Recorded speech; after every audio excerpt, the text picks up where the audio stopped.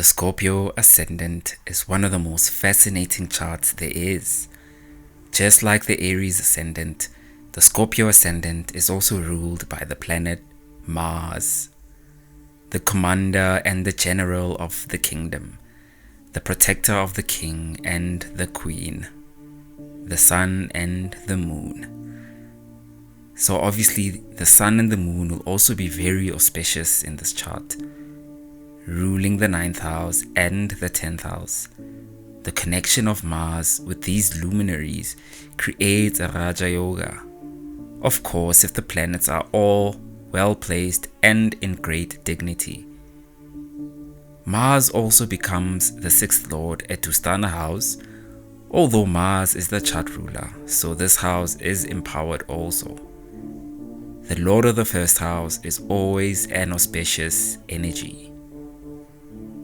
Jupiter also becomes a fantastic energy, ruling the 2nd house as well as the 5th house.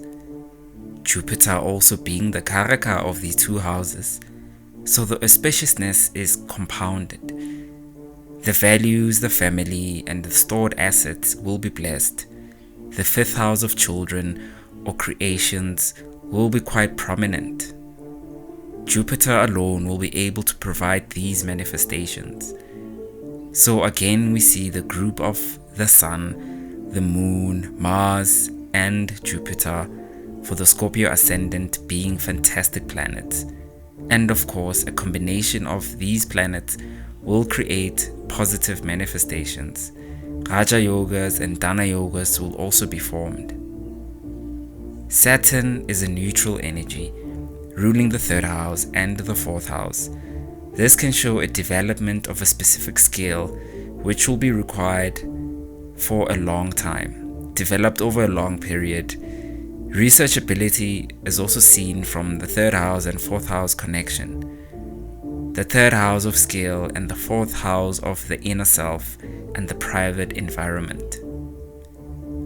Jupiter connecting with Venus potentially forms a Maraka with the 7th house and the 2nd house connection. Venus is not a great energy for the Scorpio Ascendant chart, ruling the 7th house and the 12th house. Mercury is another difficult energy, who is the lord of the 8th house, which can indicate endings. Of course, the placement of Mercury in the personal horoscope will have to be analyzed. If Mercury is in good dignity, the connection of Mercury and Jupiter can form a powerful Dhana Yoga by connecting the 2nd house and the 11th house. The 5th house and the 11th house connection is also fantastic.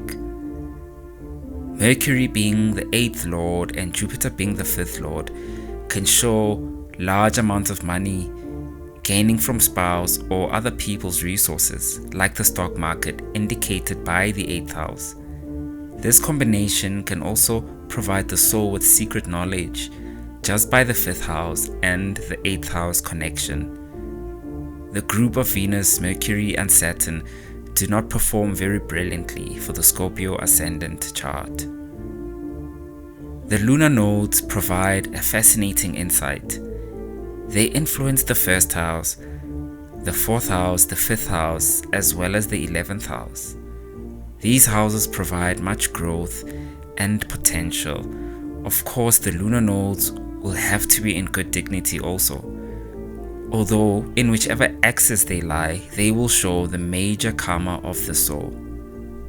The wild energy of Rahu and Ketu in this chart exemplifies the energy of Scorpio and the energy of the 8th house, as this place of secrecy and mysticism. Rahu and Ketu also represent the serpent energy, like the story of Adam and Eve in the Garden of Eden, where the serpent energy was first introduced, showing how clever and cunning serpents are. So the Scorpio Ascendant has the lunar nodes in prominence. This can lead to great insights and otherworldly perception, which only Rahu and Ketu have the potential to provide. Of course, the house Rahu and Ketu are placed in relation to the rest of the grahas will give us more insight into this potential. The Scorpio Ascendant has so much potential, especially if the lunar nodes would interact with the other grahas. The potential is endless. And yes, like always, with much power, a lot of responsibility is equally required. A potent chart the Scorpio Ascendant is. The world of Jupiter awaits us, with the Sagittarius Ascendant. Please subscribe to the channel, comment, like and share. I'd be most grateful.